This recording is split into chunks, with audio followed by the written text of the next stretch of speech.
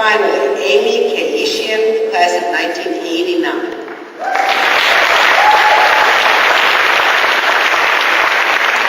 She pronounced it perfectly. I don't know why anybody would think that she would. It's her job.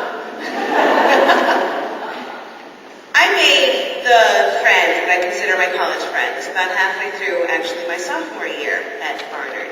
They're all here today except for the one who just got married. Again.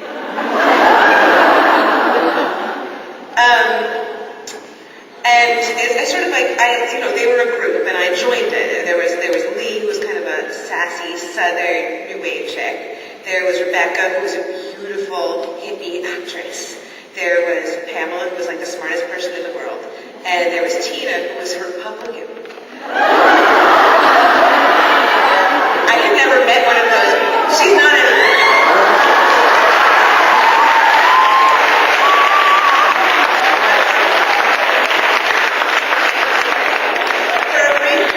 For a brief period, I had a Republican as a friend. Wow, talk about expanding your boundaries. I knew who they were, but I didn't know who I was at all. I had arrived here about a year before with, like, the biggest hair ever. It was 1985, literally in the middle of the 80s, and I was from New Jersey. It comes with the territory. Something about the fumes coming off Bayonne just... And I hadn't done well in high school socially, let's just put it that way. I was never invited to join the little reindeer games, and I came here and I was like, forget it. I am going to reinvent myself. I'm figure out who I am and just do that. So I started the process of trying on selves, trying on personalities, which is kind of what you do. I tried to be like the Jackie girl, and I bought a Benetton sweater, and that was it for my credit card. So I had a credit card. I didn't have any money. I couldn't do that. So I moved on to protest girl, but just found that after I said, abortion is our choice and our right, and apartheid is bad. Anybody who disagreed with me, I would just get really mad at, so I wasn't good at protesting. I would just yell. And I tried to be like kind of musical theater actor, chick, but I can't sing and I can't act, and I dance, like a hamster on acid. So that didn't work. And so kind of around the time that I met these women who became my friends, I kind of fell into what I really thought was it. And that was Sylvia Plath person. I don't know what that is. But my mom was teaching a class, and she said, I think you would like this person.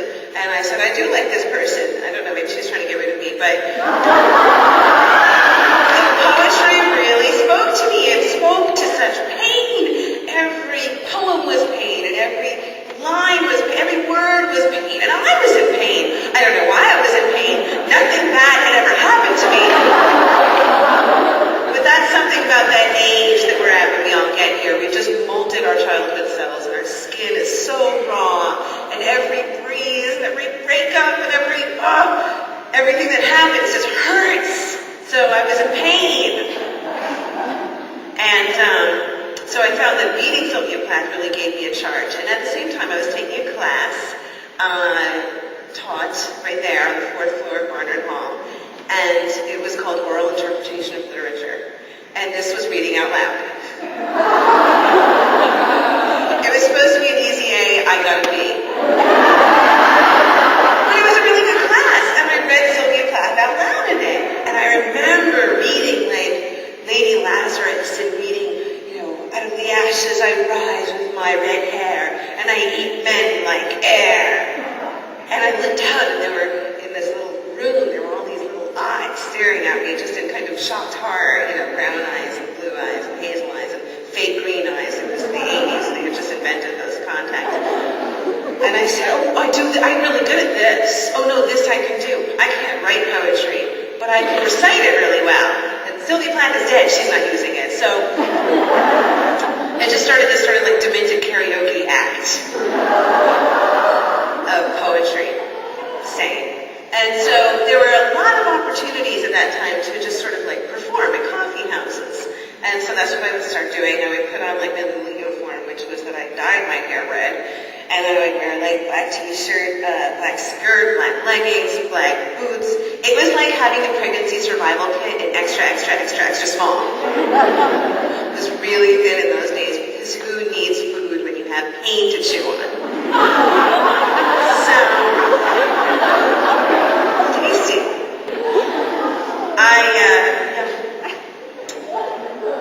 I would go to these coffee houses and I would sort of just do Sylvia Plath thing.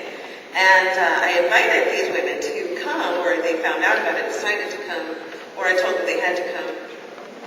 They came, and it was at one of those frats on 114th Street that had just gone co-ed. It was a literary fraternity. I don't remember what it was called. Wendy? Was it? There you go, Alpha Phi. It was one of the first fraternities to go co-ed. It was a literary fraternity, and they would sponsor these readings. And you would go there, you would read your essay or your poem or your short story or somebody else's poem. And in my case. So I was doing my Sylvia Plath thing, and it was Daddy. I was reading Daddy. And it has this really great part where she goes, Panzerman, Panzerman, oh, you know, God, what a swastika so black no sky could speak through. Every woman adores a fascist, the boot in the face, the brute heart of a brute like you. I don't know why I didn't date more, but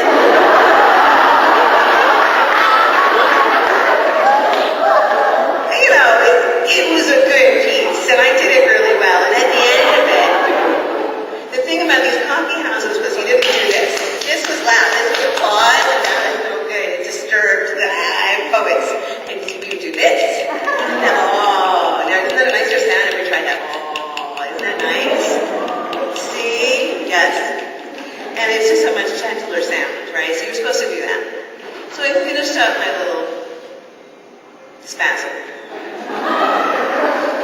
And sort of, I remember it, you know, through the lens of history, with my friends sitting on like a velvet couch all the way in the back of room 8 in a particular light.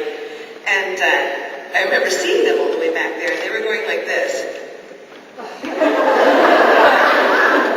And then one of them, and I'm pretty sure it was Pamela, said, oh, for God's sake. And I was mortified. And then I was happy. Because I had like a little mini revelation. I'm not going to say I discovered myself in that moment, but I realized that these people didn't care what persona I put on. They didn't care what me I was trying on. They saw through all of my little attempts to whatever was right here. And this was where we were friends, not here. And that's kind of what Barnard is. This isn't where you fit in. This is the island of misfit toys.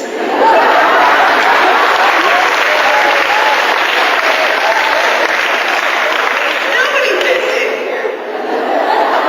We don't come here to fit in. We come here to be whatever it is that we are. And that's what my friends taught me. And through the years, it's only been 15, but seems like a lot to me.